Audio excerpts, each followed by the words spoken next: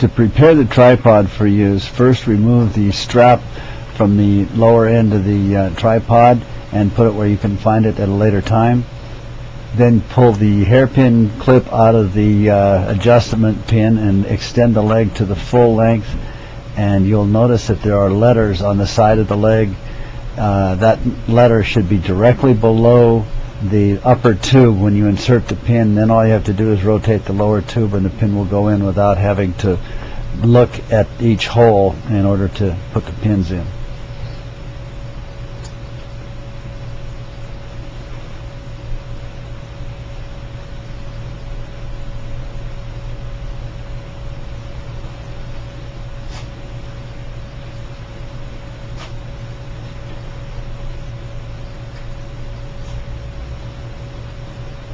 Notice that I rotate the tripod so that the label on the leg is to the top on each leg. That would be the center leg. This makes it very easy to see the letters on the leg, and it makes it easy to insert the pin. If you don't rotate it, then you're working against yourself. Take the rescue hauler from the bag and attach it to one anchor on the tripod. After inserting the carabiner through the anchor hole, tighten the lock nut on the carabiner in a manner to where the nut moves downward as you tighten it.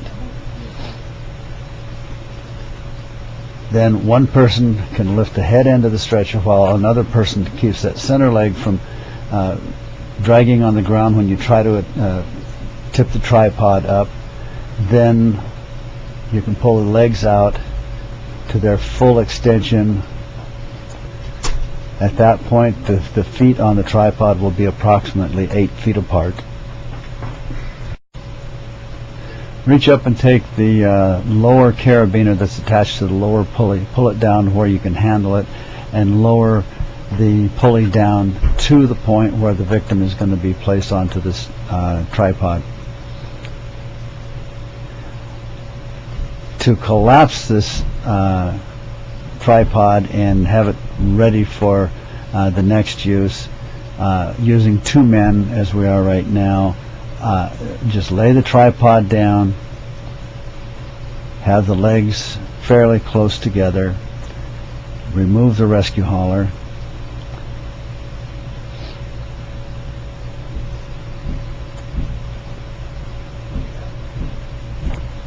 and then just do the reverse of what you did when you extended the legs.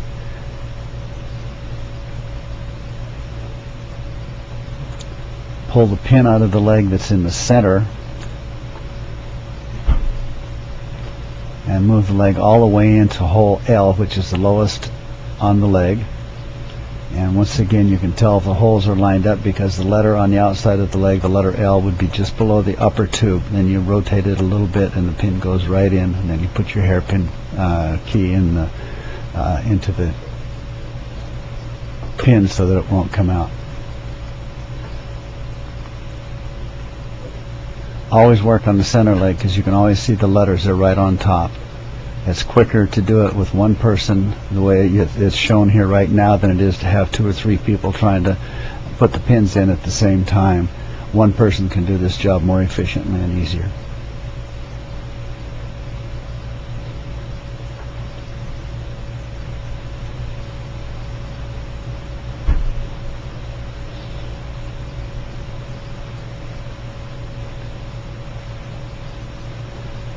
Then turn the feet to the point where the pointed end of the feet would point upward towards the head of the tripod. Put the feet together and then place the strap around the lower leg on all 3 legs, and this will secure the tripod, and the tripod or the strap will not slide up on the tripod, making it difficult to carry because the legs could spread out if the strap moves upward.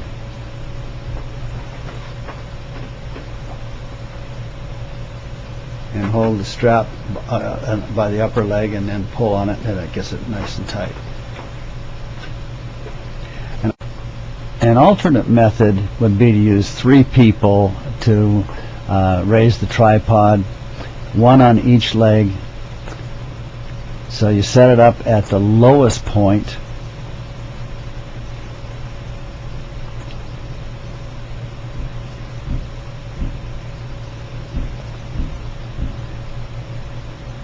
you can move it over close to the area that you're going to be working, and then attach the rescue hauler and pull the lower pulley down to where you can reach it before raising the tripod up to its maximum height, which would be 10 feet at the anchors.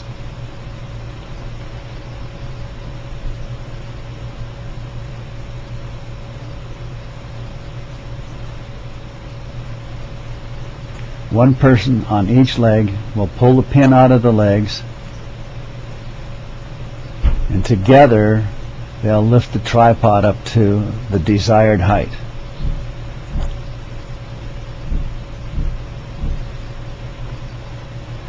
Be sure that everybody is at the same letter on the tripod so that the tripod will be level. Reinsert the pin and put the key into the pin so it can't come out. Spread the legs to the maximum, where they're approximately 8 feet apart, and the tripod is ready for use except for the chain. Now, before you use the tripod, you must have the chain around the bottom. It will pass through the holes on the sides of the feet as shown here. There are 2 holes in each foot on the sides. Pass the chain through both of the holes on all 3 legs.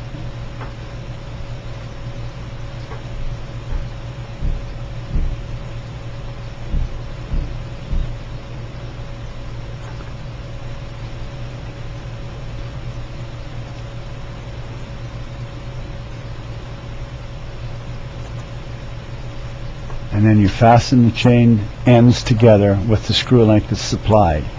At that point, you pull the legs out to as far as they'll go, which will tighten the chain. And you must remember, when you're pulling down on the tripod or when you are pulling out on the load must remain inside the triangle made by the chain. If you bring the tripod or the load out past the chain, it could possibly collapse the tripod. All tripods will do this. I'll demonstrate that now. So now we'll pull the leg back out where it belongs, and all pulling will be vertical and inside the triangle. To deploy the sked, as the instructions on the sked says, remove the retainer strap and put it where you can find it later, because you must have this strap to keep the stretcher rolled up. Otherwise, it comes undone inside the bag and it's very difficult to get out the next time you use it.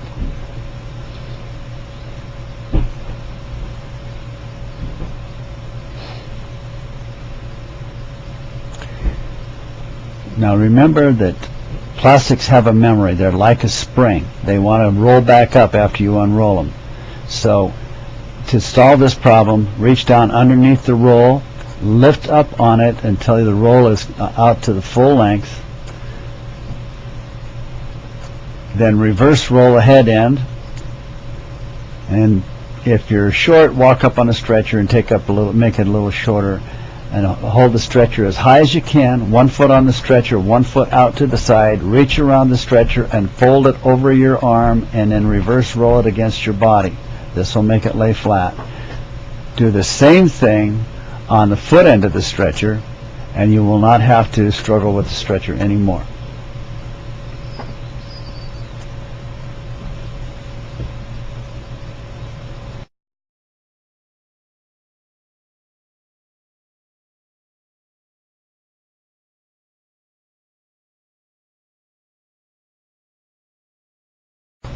The patient can be rolled or dragged onto the stretcher, and then to get him to the point where you want him, pull him down to where the upper chest strap goes across the upper chest, and this will have him in the right position in the stretcher, and this will keep it from being too top heavy. At that point, I like to lift the sides of the stretcher, kneel down next to it, so if we have a violent patient, I have a small barrier between us, which could help a little bit to protect me from any swinging that he would do with his fists or his legs. And when you fasten the straps, push on the plastic and pull on the strap. If you're on the side away from the buckles, that makes it very easy to adjust. After the strap is tightened as far as you want it, be sure and tuck it inside the stretcher so you don't step on it when you're trying to carry the stretcher. It's very important, because if you trip and fall, your patient could get injured, and so can you.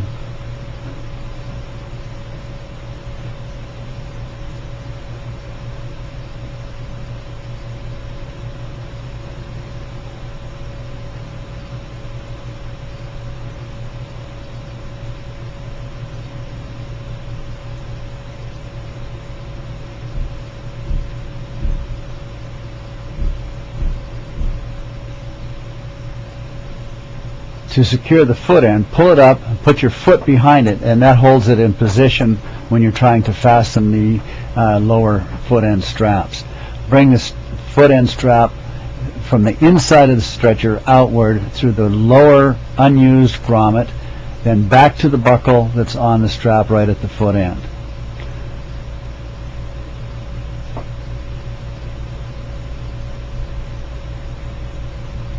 And adjust it just like you would the others.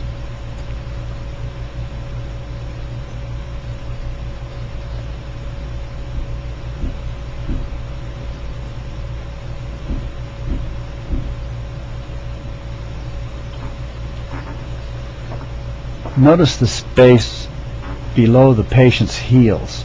If you lift him in that position with his feet on the leading edge of the stretcher, that could cause a lot of discomfort on the back of the leg, because his heels would sink down into the stretcher and it would be very uncomfortable, sometimes painful.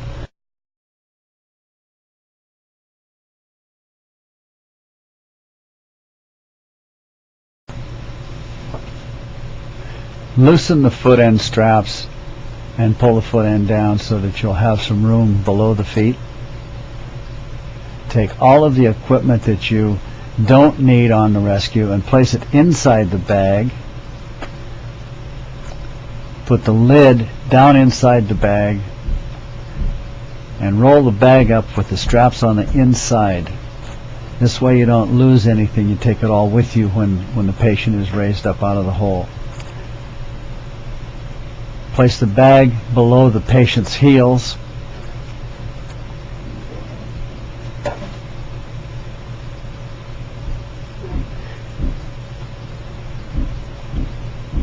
At that time, tighten the straps, and the patient has a solid surface to stand on, and this will prevent any pain behind his legs, and it'll take all the equipment with you so you don't lose anything.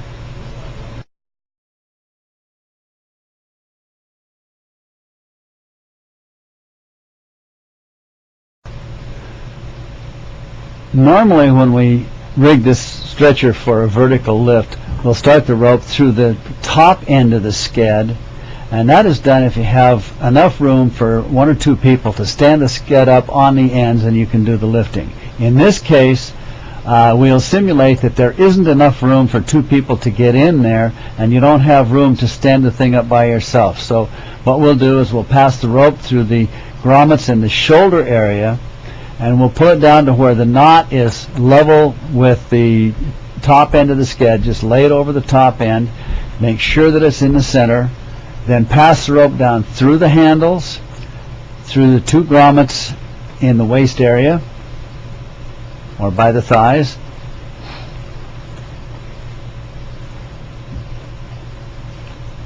pull it snug so you don't have any possibility of losing the position of the knot. Then you pass the rope through the handles again, through both loops on the handles, then inside the stretcher,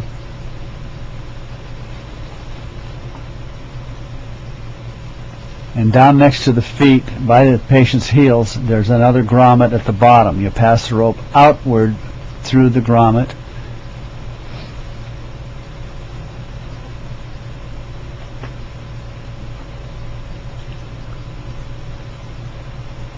After both ropes are rigged in this manner, we'll tie the ropes in a square knot.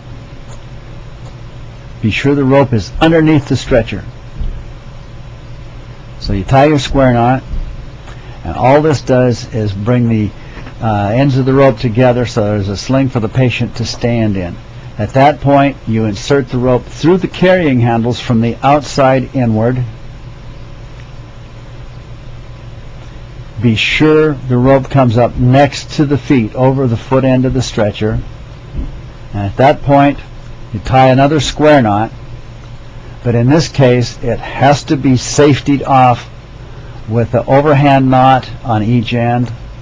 Or if you make a mistake and tie a half hitch accidentally, tie 2 half hitches. In this case, we're tying a square knot now. And I will purposely tie a half hitch on the other side. If you do that, tie a second one, because we don't want to have any chance that anything could slip and side load that knot. I would put my life on that knot any time.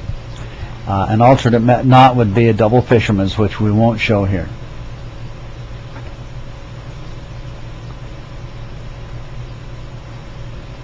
Okay, I've secured it to an overhand knot now, which is the better way to go.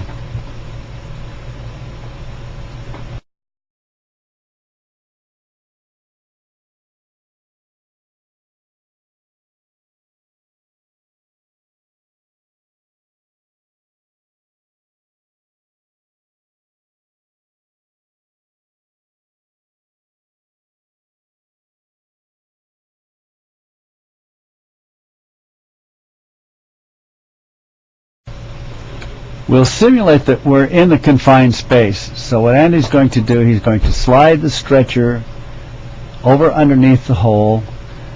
The pulley will be down at the level we need it to be in.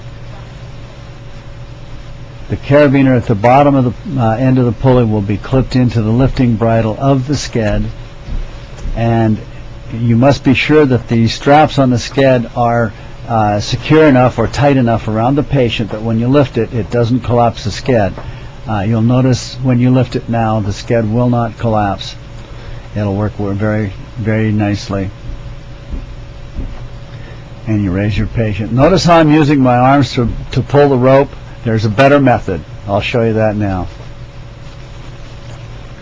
We take the rescue stirrup that has the ascender attached to it, clip the ascender onto the rope, take the short end of the rescue stirrup and clip it into the D-ring on your harness, and this will protect you in case you happen to fall. It'll keep you from falling to your death. Place your foot into one of the loops on the rescue stirrup and use your leg muscles to pull and raise the ascender with your hand, and this will make it very easy to lift the stretcher. We'll show that a little bit better here in just a couple of seconds. Okay, we're bringing him up out of the hole, and notice I have my foot in the stirrup and my hand on the ascender. Once again, I clip the short end into my harness for my protection. Now I can use my leg muscles and pull down on the stretcher or on the rope, and the stretcher will come up, and this gives us a nice straight pull, and it prevents us from going outside the triangle of the chain and makes it much easier for everybody. Once the stretcher is out of the hole, I want to make it safer to operate around that area. When nobody is down in the hole anymore, we'll put the cover back on the hole to prevent somebody from falling in accidentally. And I'll do that.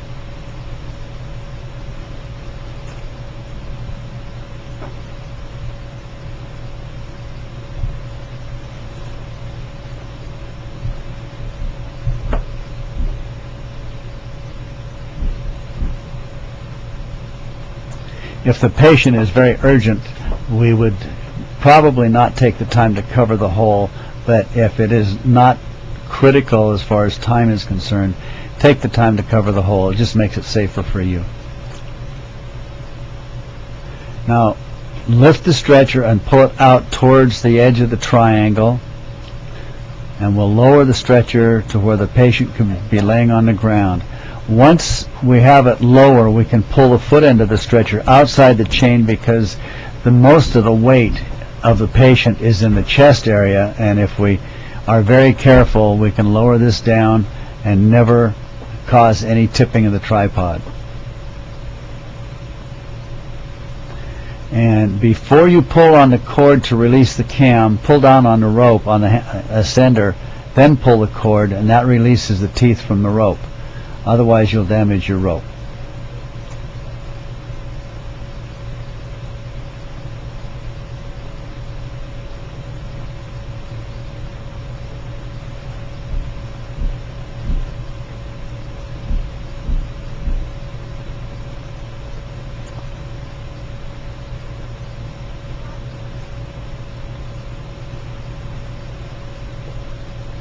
Lower it down to where you can get the carabiner loose.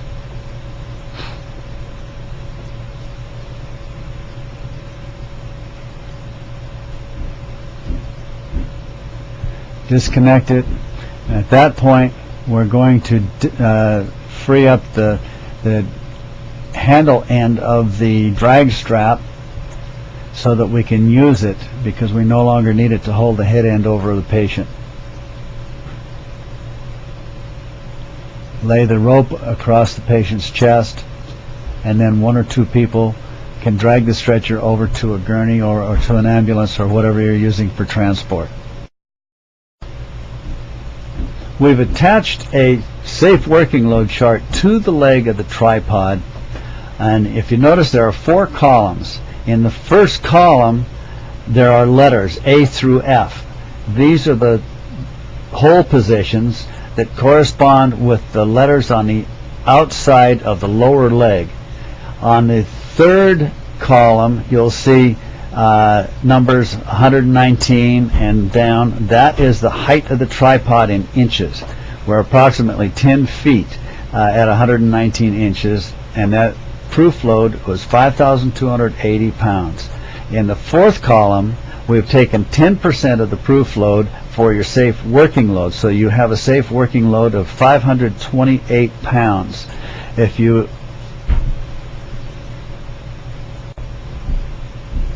528 pounds is the weakest position you'll find on this tripod. As you lower the tripod each time, you drop it 5 inches for each adjustment hole, and each time you gain at least 1,000 pounds.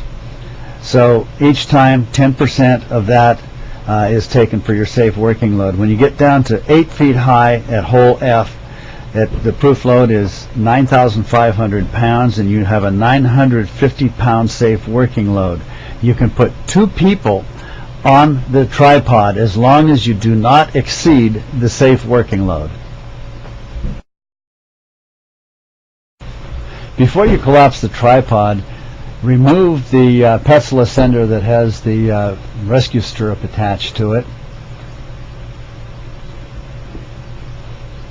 and put it aside so that it doesn't get lost or damaged. And it may be more convenient to raise that lower pulley all the way up, and then when you lower the tripod it doesn't bang into anybody. So when you have 3 people,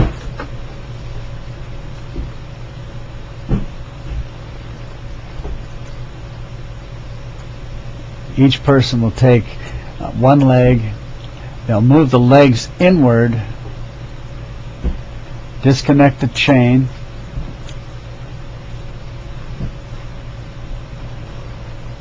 and pull it out from the holes in the feet.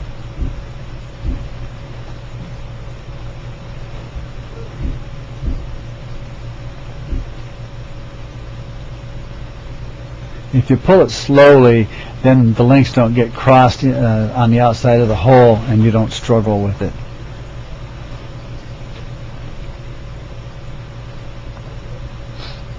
Now you move the legs inward, pull the pin out of the hole, and each person will hold the upper leg so it can't fall. Once the pin is out, together you lower the tripod, move the legs inward, and that allows the tripod to come down all the way, and put the pin in at hole level L, which is the lowest level, and then secure the hairpin clip and disconnect the rescue hauler.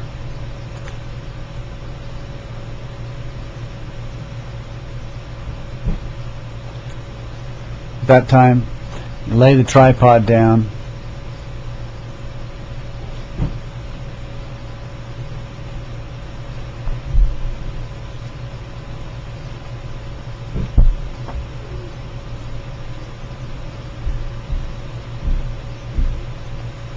be sure the pins in the legs are secure. Then you move the legs to the center where they're all together, and once again you turn the pointed end of the foot to where it's pointing upward towards the head of the tripod, and then you bring the legs together.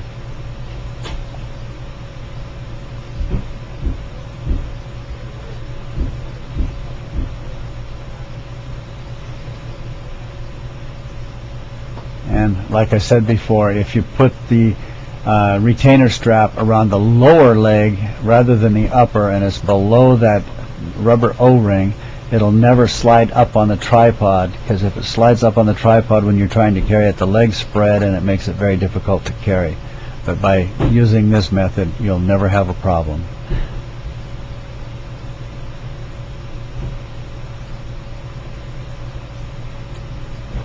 And the tripod can be carried away or placed in the bag and stored.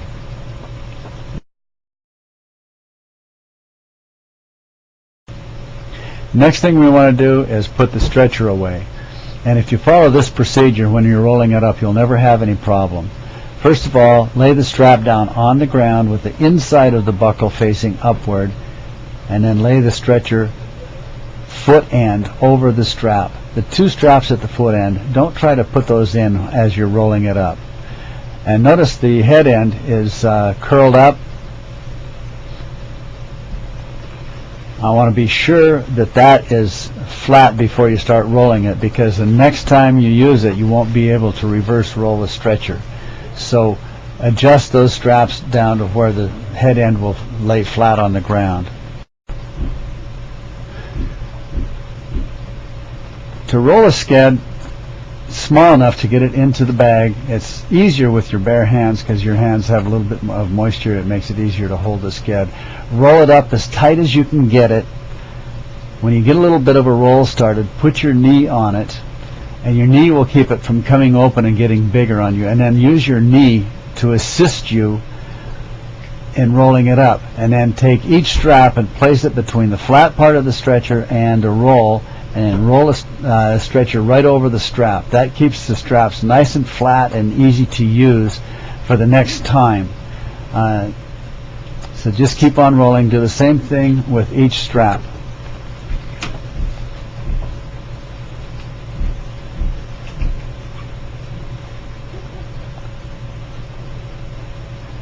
When you get all the way to the foot end, put your knee on the stretcher and hold it there very firmly, and then you have both hands free to connect the retainer strap.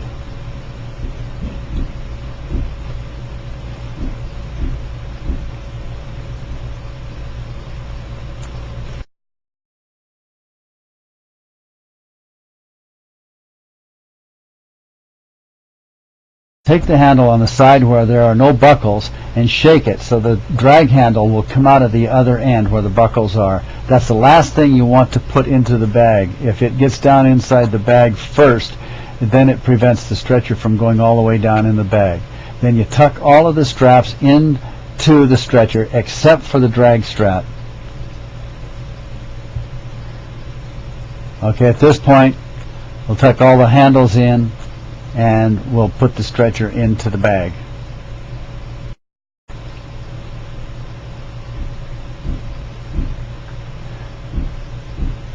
After the stretcher's in the bag, then you tuck the drag handle down inside and close the bag.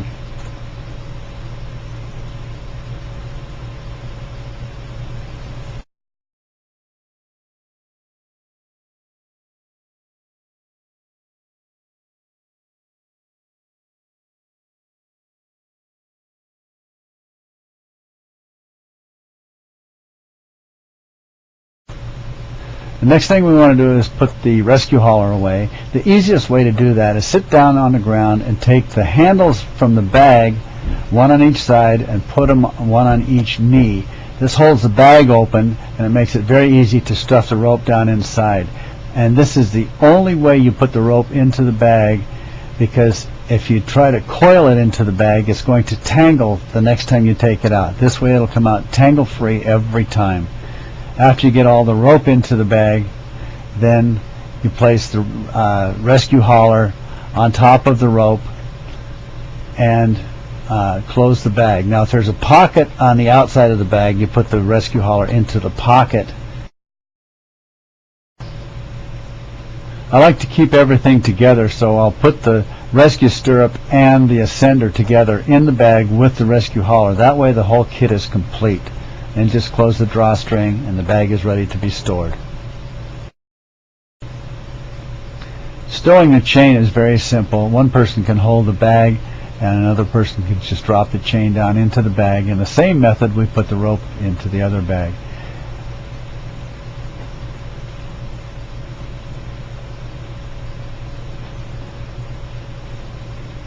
When all of the chain is in the bag, you take the screw link at the end, open it up, and put it around one part of the drawstring on the bag, and this way you can always find the end of the chain very quickly and very easily. And at that time, close the screw link and then drop the chain in the bag and secure the bag. That's it.